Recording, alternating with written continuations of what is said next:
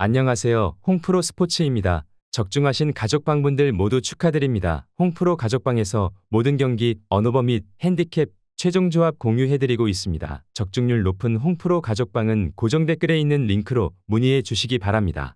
8월 30일 해외 축구 6경기 분석 시작하겠습니다. 첫 번째로 지로나 대 오사수나 경기 알아보겠습니다.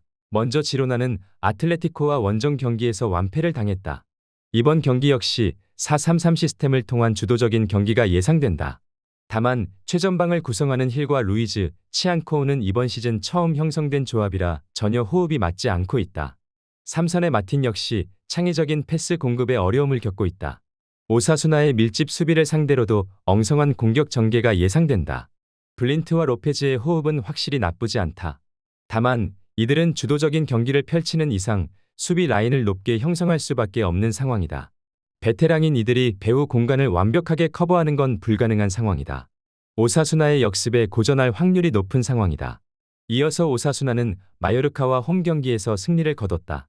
이번 경기 역시 4-3-3 시스템을 통한 속공 전개로 지로나의 배후 공간을 노릴 것이다.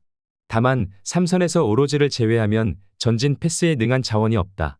결국 사라고사와 가르시아의 개인 능력과 최전방 장신 스트라이커 부디미르의 제공권을 노리는 엉성한 역습이 예상된다. 대량 득점을 기대하기는 어려운 환경이다. 에란도와 카테나의 수비 라인은 상당한 조직력을 자랑한다. 3선에서 토로가 수비 라인을 보호하고 몬카yor라 역시 훌륭한 활동량과 함께 촘촘한 밀집 수비를 구축한다. 지로나의 공격 라인은 이들의 밀집 수비에 고전할 수밖에 없을 것으로 본다. 지로나가 경기를 주도할 수 있을 것으로 예상되는 매치업이다. 다만 이들의 공격 라인의 합은 전혀 맞지 않는 상황이다. 결국 오사수나의 밀집 수비에 굴복할 것으로 예상된다. 다만 오사수나 역시 역습의 위력이 강력하지 않기에 지루한 경기가 될 것으로 보인다. 무승부를 추천합니다. 두 번째로 아약스 대 야기엘로냐 경기 알아보겠습니다. 먼저 아약스는 원정에서 치른 1차전에서 대승을 거뒀다. 이번 경기 역시 4-3-3 시스템을 통해 주도적인 경기를 펼칠 것이다. 3선으로 내려간 베르하위스는 특유의 드리블 능력과 함께 창의적인 패스를 공급하는 모습이었다. 핸더슨의 빌드업과 함께 포르브스와 브로비, 베르바인의 쓰리톱이 다량의 기회를 부여받을 것이다. 득점을 위해 라인을 올려야 하는 야기엘로니아를 상대로 더욱 위협적인 모습을 보여줄 수 있을 것이다. 이번 시즌 호흡을 맞추고 있는 슈탈로와 바스의 수비 라인은 확실히 견고하다. 특히 바스는 본래 포지션이 풀백인 만큼 빠른 배후 공간 관리 능력을 보여준다. 야기엘로니아의 무기력한 역습은 충분히 대처가 가능해 보이는 상황이다. 이어서 야기엘로니아는 홈에서 펼쳐진 1차전을 크게 패배했다. 득점이 필요하지만 이번 경기 역시 4-4-1 시스템을 통한 실리적인 운영 방침을 내세울 수밖에 없는 상황이다. 다만 3선과 1선의 연결고리 역할을 수행해야 하는 이마즈가 상대의 강한 압박에 전혀 자신의 역할을 수행하지 못하는 모습이었다. 결국 추를리노프와 미키의 개인 능력에 의존할 수밖에 없는 상황이다. 유기적인 역습은 기대하기 어렵다. 디에구조와 스크리지프차크가 나쁘지 않은 호흡을 자랑하지만 1차전에서 상대의 창의적인 공격 전개에 전혀 대응하지 못하는 모습이었다. 특히나 라인을 올려야 하는 이번 경기에서는 배후 공간 리스크까지 높아진 상황이다. 아약스가 이번 경기 역시 편하게 가져갈 수 있을 것이란 생각이 든다. 야기엘로니아는 엉성한 역습과 강제로 수비 라인을 올려야 하는 상황에서 아약스의 창의적인 공격 전개에 대응할 수 없을 것으로 보이는 게 사실이다. 아약스 승리를 추천합니다. 영상은 잘 보고 계신가요? 핸디, 언오버 및 최종 조합 공유받아 보실 수 있는 가족방 입장 방법 알려드리겠습니다. 첫 번째로 영상 하단에 댓글을 클릭해 주세요. 두 번째로 댓글에 링크를 클릭해 주세요. 마지막으로 채팅 참여하기 후 메시지 주시고 답장 기다려 주시면 됩니다. 나가기 하시면 가족방 입장 시켜드릴 수 없습니다. 언제든 편하게 문의 주시기 바랍니다. 세 번째로 베식타스 대 루가노 경기 알아보겠습니다. 먼저 베식타스는 원정에서 치른 1차전에서 무승부를 기록했다. 이번 경기 역시 4-2-3-1 시스템을 기반으로 지공 위주의 공격 전개를 펼칠 것이다. 하파와 라치사는 지공 상황에서 위협적인 드리블을 보여줄 수 있는 자원들이다. 페르난데스의 하프 스페이스 침투 역시 위력적이다. 임모빌레와 호흡이 나쁘지 않은 상황인 만큼 충분히 유기적인 공격 전개가 예상된다. 다만 파울리스타와 토쿠는 엉성한 수비 조직력을 보여줬다. 특히 3선에 출전한 은두르가 상당히 부진하며 배후 공간 관리가 전혀 안 되는 모습이었다. 라인을 올려야 하는 만큼 견고한 수비 조직 형성은 기대되지 않는 모습이다. 이어서 루가노는 홈에서 펼쳐진 1차전에서 무승부를 거뒀다. 자노티와 비슬림이 스테픈의 호흡과 마흐무드와 알리세다는 1차전에서 확실히 위협적이었다. 다만 최전방 블라디는 고작 18번의 터치를 기록하며 고립되는 모습이었다. 화력 대결에서 밀릴 가능성이 존재한다. 이번 시즌 처음 호흡을 맞추는 엘 와피와 파파도플로스의 수비 조합 역시 엉성했다. 이번 경기에서도 베식타스의 파상 공세의 어려움을 호소할 가능성이 충분해 보이는 상황이다. 베식타스가 홈에서 충분히 주도적인 경기를 펼칠 수 있을 것으로 보인다. 루가노의 역습이 날카로운 만큼 상당한 난타전 양상의 경기가 펼쳐질 것으로 보인다. 그럼에도 유기적인 공격 전개가 가능한 베식타스가 유리해 보이는 게 사실이다. 베식타스 승리를 추천합니다.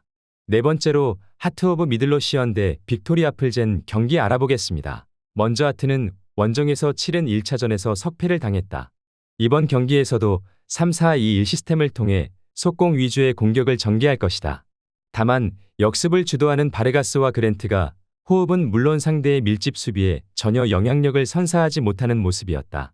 결국 최전방 장신 스트라이커 샤클랜드의 제공권을 노리는 단순한 공격 전개가 이어질 것이다. 후반 막판 실점을 제외하면 켄트와 킹슬리, 롤스의 백스리는 훌륭한 조직력을 선보였다. 또한 델빈과 보아텍 역시 훌륭한 수비 가담을 보여줬다. 플젠의 단순한 공격 전개에 충분히 대응이 가능해 보이는 상황이다. 이어서 플젠은 홈에서 펼쳐진 1차전에서 리드를 잡았다. 이번 경기 역시 3-5-2 시스템을 기반으로 실리적인 운영 방침을 내비칠 것이다. 다만 바술린과 지르카의 제공권과 침투를 노리는 방식은 하트의 밀집 수비에 전혀 영향을 주지 못했다. 결국 답답한 공격 전개가 예상된다. 그럼에도 예멜카와 흐라낙 드웨는 지난 시즌부터 맞춰온 호흡을 통해 훌륭한 수비 조직력을 자랑했다. 술츠와 체르브, 칼바흐의 수비 가담과 함께 촘촘한 밀집 수비가 형성될 것이다. 하트의 측면 자원들은 이들의 밀집 수비에 고전할 것으로 예상된다. 두 팀 모두 수비 조직력을 바탕으로 이번 경기에 임할 것으로 예상되며 상당히 지루한 경기가 될 수밖에 없는 경기라는 생각이 든다. 하트는 득점이 필요하지만 현 시점의 공격 전개로는 플젠의 밀집 수비를 공략할 수 없을 것이다. 플젠이 리드를 끝까지 지킬 수 있을 것으로 보이는 매치업이다.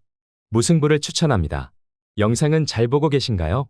핸디, 언어버 및 최종 조합 공유받아 보실 수 있는 가족방 입장 방법 알려드리겠습니다. 첫 번째로 영상 하단의 댓글을 클릭해 주세요. 두 번째로 댓글에 링크를 클릭해 주세요. 마지막으로 채팅 참여하기 후 메시지 주시고 답장 기다려 주시면 됩니다. 나가기 하시면 가족방 입장 시켜드릴 수 없습니다. 언제든 편하게 문의 주시기 바랍니다. 다섯 번째로 라피드 빈대 브라가 경기 알아보겠습니다. 먼저 라피드 빈은 클라우스 감독이 1차전과 다르게 4-2-3-1 시스템을 기반으로 주도적인 경기를 펼치려 할 것이다. 다만 이들의 공격의 시발점 역할을 수행하는 그르기치가 이번 경기를 출전할 수 없는 상황이다. 대체 출전이 예상되는 오스왈드는 전문 3선 자원이 아니다. 결국 최전방의 버그스탈러의 제공권을 노리는 세이들과 얀손의 크로스에 의존하는 공격 전개가 펼쳐질 것이다. 효과적인 공격 전개는 기대되지 않는다. 다만 수비 밸런스는 확실히 나쁘지 않았다. 스베트코비치와 야오는 훌륭한 수비 조직력을 보여주며 브라가의 지공 전개에 대응하는 모습이었다. 3선의 상가레와 우측 풀백 오스왈드의 3선 기용으로 이번 경기에서도 나쁘지 않은 수비 조직력이 예상된다. 다만 득점을 위해 수비 라인을 올려야 하는 점은 이들에게는 부담으로 작용할 것으로 보인다. 이어서 브라가는 카르발랄 감독이 4-3-3 혹은 4-2-3-1 시스템을 통해 주도적인 경기를 펼친다. 다만 라피드 빈이 공격적으로 나올 것을 대비해 이번 경기에서는 실리적인 운영 방침을 보여줄 것으로 보인다. 2선과 3선을 오고 가며 양질의 전진 패스를 공급해주는 살라자르와 오르타는 이번 경기에서도 위협적인 찬스를 생성할 것으로 보인다. 카르발리와 브루마 역시 상대의 배후 공간 공략에 적절하게 활용할 수 있는 자원들이다. 다만 최전방의 신입생 엘 우아자니와 호흡은 아직 완벽하지 못하다. 유기적인 공격 전개는 기대되지 않는다. 반부와 RA, 은비의 수비 라인은 1차전에서 견고함을 입증했다. 상대의 기습적인 공중볼 공략의 실점을 허용하기는 했지만 탄탄한 제공권과 페르난데스의 수비 가담과 함께 훌륭한 수비 조직력을 선보였다. 라피드 빈의 단순한 전개를 상대로 훌륭한 대처가 예상되는 이유다. 1차전과 다르게 라피드 빈이 경기를 주도할 수 있을 것으로 보이는 매치업이다. 다만 이들의 공격 전개는 단순하기 그지없는 상황이다. 결국 라인을 끌어올린 상황에서 브라가의 역습에 당할 확률이 높다. 난타전 끝에 브라가가 승리를 가져갈 수 있을 것으로 예상된다. 브라가 승리를 추천합니다. 여섯 번째로 라스팔마스 대 레알 마드리드 경기 알아보겠습니다. 먼저 라스팔마스는 카리온 감독이 4-2-3-1 시스템을 통해 나름 주도적인 경기를 펼친다. 다만 상대가 레알 마드리드인 만큼 홈이지만 실리적인 운영 방침을 구사할 것으로 보인다. 다만 이들의 공격을 전개할 만한 무뇨주와 몰레이로가 레알 마드리드의 강한 압박에 버틸 수 있을지 의문이다. 결국 산드로의 침투 혹은 최전방 맥버니의 제공권을 노리는 단순한 공격 패턴이 나올 수밖에 없는 상황이다. 레알 마드리드의 수비 밸런스를 공략하는 것은 어려울 것으로 보인다. 다만 나름 레알 마드리드의 공격 전개에 대응할 만한 묘책은 있는 상황이다. 수아레즈를 우측 풀백에 배치시키고 마빈 박을 우측 윙에 활용하며 협력 수비를 구축할 것으로 보인다. 레알 마드리드의 공격 전개는 대부분 왼쪽 측면에서 전개되는 만큼 나름대로 나쁘지 않은 대응이 예상된다. 다만 맥케나와 마르몰의 수비 호흡은 미지수다. 체급 차이를 극복할지는 알 수 없는 상황이다. 이어서 레알은 안첼로티 감독이 벨링엄의 부상으로 4-2-3-1 시스템을 가동 중이다. 귤러가 이선에 배치되며 호드리구가 우측 측면으로 빠지는 모습을 볼 수 있다. 다만 아직 비니시우스와 음바페 라인의 호흡 및 동선이 완벽하지가 못하다. 크로스의 부재로 반대 전환이 쉽지 않은 상황에서 이번 경기 역시 왼쪽 측면 위주의 공격 전개가 예상된다. 라스 팔마스 우측 측면에서의 협력 수비에 고전할 확률이 높은 상황이다. 그럼에도 수비 밸런스는 압도적이다. 수비력 하면 밀리지 않는 맨디가 이번 경기 복귀하고 밀리탄과 리디거의 배후 공간 관리 능력과 제공권은 라스 팔마스의 단순한 역습 전개에 완벽한 대응이 가능할 것이다. 추아메니와 발베르데 역시 왕성한 활동량으로 수비 밸런스에 도움을 주기엔 충분하다. 레알 마드리드의 일방적인 경기 흐름을 예상해보게 되는 매치업이다. 라스 팔마스의 엉성한 역습 전개로는 반전을 만들기 어려울 것이다. 그럼에도 레알 역시 아직 공격 전개가 완벽하지 못하기 때문에 대량 득점은 생산할 수는 없을 것으로 본다. 레알 마드리드 승리를 추천합니다.